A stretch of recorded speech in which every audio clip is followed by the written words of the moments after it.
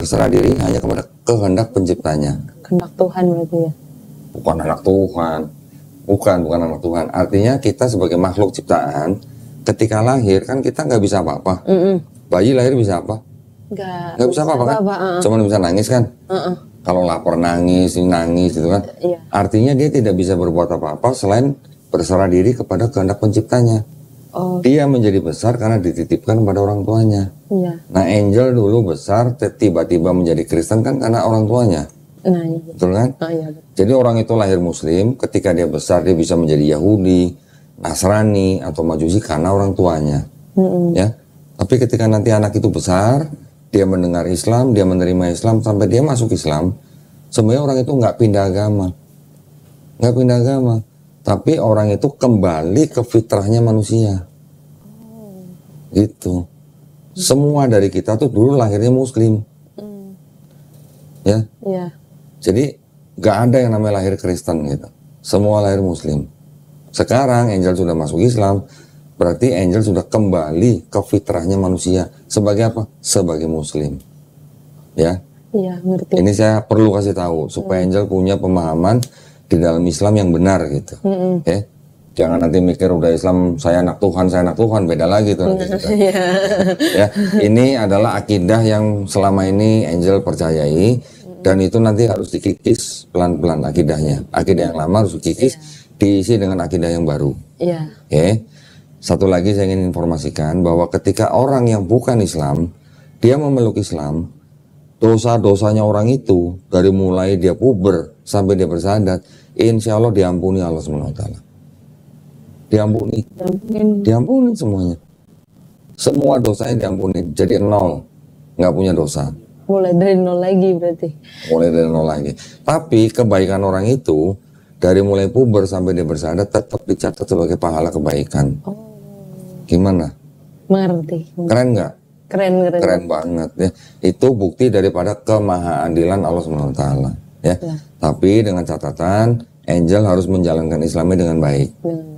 Ya, ngikuti semua syariatnya, ngikutin semua petunjuknya, menjauhi semua larangannya. Ya. Insya Allah, alhamdulillah. Terus sekarang berarti Angel nih sudah menjadi orang yang tanpa dosa hari ini. Kalau orang nggak punya dosa, kalau berdoa, kira-kira cepet nggak dikabulin? Lebih cepat. Pasti lebih cepat kan? Iya. Nah, kalau gitu saya minta tolong didoain. Doain saya, doain Haji, doain semua teman-teman di sini, ya. Doain kita semua, semoga kita semua istiqomah. Semoga kita semuanya husnul khotimah. Amin. Ya, husnul khotimah itu artinya apa? Mati dalam keadaan muslim. Mati dalam keadaan yang berserah diri kepada penciptanya. Tidak menduakan, tidak menyekutukan Allah SWT. Ya. Saya mengerti. Alhamdulillah. Baik, nah sekarang berarti nanti tolong ya, jangan lupa doain kita semua loh ya. Iya. Doain juga yang nonton di channel. Doain mereka yang sedang sakit biar cepat sembuh. Iya. Doain mereka yang sedang punya utang biar dilunasin. Enak banget ya dilunasin ya. Biar tambah giat kerjanya, biar cepat lunas ya utangnya. Udah ada yang itu tuh, udah ngangkat tangan tuh. Doain juga teman-teman yang lagi ada masalah biar cepat selesai ya.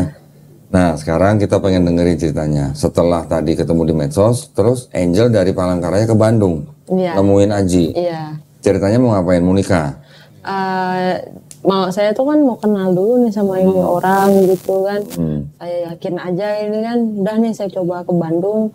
Karena kami memang mau masuk ke Katolik gitu ya. Siapanya? Saya dan dia juga gitu. Loh, Angel sebelumnya Kristen Protestan. Iya. Mau masuk Katolik? Kenapa? Jadi gue beli mesin sabun itu harganya 5 juta. Dari mesin itu per bulan gue punya income sekitar 1,5 juta. Jadi saya ngerasa kalau di di Protestan kan sekarang tuh ada juga pecahan dari Protestan ya, yang saya tahu itu namanya aliran Bethel. Anglican. Bethel. Oh, Bethel. Iya. Nah itu menurut saya ya, menurut saya pribadi gitu, ibadahnya menurut saya ya agak aneh gitu. Bukan asik, ada live music, ada joget-joget, ada nyanyi. Enggak suka begitu. Sukanya yang khusyuk gitu. Sukanya yang khusyuk, tenang gitu kan. Tapi Angel sudah berapa lama di Bethel dulu? Sebenarnya kalau di Bethel sih saya nggak juga lama sih. Nggak lama. Iya, jadi dari 2021 COVID. Oke. Pas waktu itu, nih mohon maaf nih lain lagi ceritanya ya. Iya. Waktu itu saya kena COVID, ibu kena COVID, dan anak saya juga kena COVID gitu ya. Jadi ya udah nih, udah pada kena COVID, terus ibu mimpi ketemu Yesus. Di Yesus yang mana? Nah nggak tahu Yesus yang kayak di foto kata dia. Yang di foto. Terus? Ya udah mimpi ketemu Yesus kayak di foto. Terus? Nah dari situlah start ibu akhirnya pas sudah sembuh nih masuk ke gereja Bethel. Gitu. Ke gereja Bethel. Nah saya sih sebenarnya ya gitu kan. Sebelum Bethel Protestan masih. gerejanya apa? GKE tapi aliran Protestan itu. Terus udah masuk Bethel itu dibaptis apa ya yang dilelep ya diselam itu. Nah dilelep maksudnya ditenggelamkan. Iya ditenggelamkan kayak gitu kan. Dibaptis belum waktu di Bethel? Udah, jadi sebenarnya gini sih kok saya itu waktu itu tuh mungkin ya saya mungkin lagi kena baby blues ya mungkin. Apa tuh? Baby blues itu ya semacam ya mungkin saya lagi banyak pikiran aja sih sebenarnya gitu kan. Baby blues apa? Tahu baby blues? Biasanya tuh baby blues yang nggak suka anak kecil kok. Oh enggak juga gitu. Kalau katanya sendiri Gua pikir baby blues aliran. Baby blues bukan aliran. Bukan aliran. Oke, terus? Ya terus mungkin ya lebih kayak gimana ya saya mungkin lagi banyak pikiran aja gitu, tapi dikira kerasukan, dikira ada roh jahat, ketempelan roh jahat atau jin gitu kan. Ya udah akhirnya kamu mau nggak mau harus dibaptis supaya roh jahatnya hilang. Dulu waktu dibaptis di kolam, di bak atau di sungai? Kolam renang. Oh kolam renang. Nggak ada orang yang lagi nyuci baju di sebelah. Nggak ada. Syukurnya nggak ada lagi. Karena ada yang lagi dibaptis, ada orang lagi nyuci baju di sebelah cuek aja. Yang ini mau nyuci, ini mau baptis gitu. Lagi mancing. Ini ya udah nih dibaptis di apa? Tenggelamin diceburi gitu ini. Udah. Tapi saya nggak ngerasa ada damaian gitu loh. Oke, terus apa namanya kita majuin aja. Waktu itu mau masuk Katolik, terus ngajak Aji masuk Katolik juga? Enggak, Ajinya yang malah mau masuk Katolik duluan juga. Sama bareng-bareng kami mau masuk Katolik. Aku mau masuk Katolik kata dia. Aku juga malu. Berdua ceritanya malah mau masuk Katolik? Iya. Padahal Aji Muslim? Ceritanya mau murtad gitu? Iya. Gara-gara cinta sama dia? Gak terus gara apa? Ada alasan. Ada gimana ya? Saya tuh juga ada problem broken home juga gitu. Oke. Terus broken home apa urusannya sama Islam? Enggak. Gini kok ibu saya kan nikah lagi. Mungkin ya pemuka agama Muslim. Saya agak gitu. Saya pikirnya mungkin saya Kristen aja gitu. Kan saya tahu juga Kristen gitu kan ya. Yang tahu saya yang paling besar ya Katolik. Ya, politisnya Katolik aja kan gerejanya satu gitu. Terus dua-duanya waktu itu di Bandung mau masuk Katolik? Iya. Sudah ke gereja Katolik? Sudah. Ngapain? Jadi mau nanya untuk pendaftaran kita ini ya, untuk pernikahan itu bagaimana, pendidikannya bagaimana gitu. Terus? Cuma waktu itu, iya sakramen itu kan. Cuma waktu itu gerejanya ya lagi full gitu. Full atau close ya waktu itu. Nah di Kalimantan katanya ya. Yang di Bandung nggak diterima. Disuruh untuk. Terus habis itu? Ya udah nih, akhirnya kan saya habis dari Bandung saya balik ke Kalimantan. Sama Haji. Nah waktu itu saya sendiri dulu, baru dia nyusul gitu. Bedanya? Beda lah, hampir 1 bulan. 1 bulan. Oh 1 bulan. 1 bulan Haji nyusul Kalimantan untuk masuk Katolik. Terus akhirnya dia udah kan, yuk kita ini lagi. Akhirnya kami nanya-nanya juga di gereja di sana kan. Ya sama gitu, nanti disuruh pendaftarannya hari apa ya kemarin itu? Selasa apa?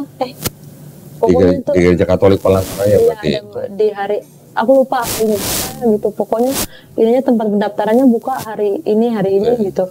Oh ya, tapi setiap saya mau ke sana mau daftar itu tuh ada aja halangannya. Ada aja halangannya. Bingung kan? Ini kenapa gitu halangannya. Terus setiap kami mau ke ada aja halangannya. Saya udahlah baca Alkitab aja gitu kan. Baca sendiri gitu kan. Baca sendiri. Saya akhirnya kan pas sudah baca kok nemu yang menurut saya tuh janggal, kok ada yang kontradiksi, ini kenapa? Apa contohnya apa? Dan yang paling itu kan begini ya, Nabi Yesus itu tidak pernah berbicara kayak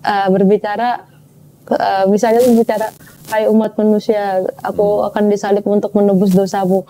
Saya cari ini mana, aku bilang dalilnya kemana, kok tidak ada gitu. Terus tiba-tiba di surat Paulus, saya memang nggak hafal ya ininya ya, tapi di surat Paulus itu ada bilang kan, dengan disalibnya Yesus itu sudah menghapus hukum menghapus kutuk hukum Taurat. Lah, aku bilang, perasaan Yesusnya bilang tidak menghapus hukum Taurat tuh, kok ini dihapus, aku bilang. Lah, kok begini gitu. Loh, kok begini?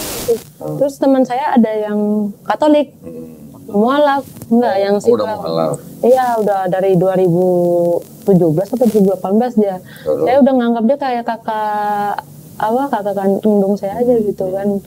Jadi dia bilang, dia kan orang Pontianak, coba kau tengok katanya. Tengok apa, aku bilang. Tengok apa? Matius, katanya, di Matius 7 ayat 21 sampai 23, bacalah sendiri. Panjanglah kamu dari hadapanku gitu. Hai kamu sekalian pembuat kejahatan gitu. Iya.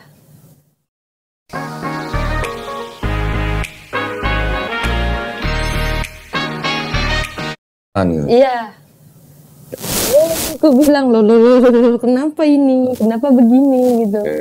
Akhirnya terus saya akhirnya baca, saya melihat Yesus itu sebagai seorang nabi utusan Tuhan gitu loh. Kan nabi dari ini. Iya, nabi dari Nazaret gitu. Berarti Haji ikut belajar tuh? Iya, ikut belajar. Jadi saya ngambek, ini kenapa ya di Alkitab ini banyak kontradiksi? Lo nggak tahu tadi. Belajar sama kamu. Lo nggak tahu tadi ya kan. Tapi sempat ikut pelajaran agama di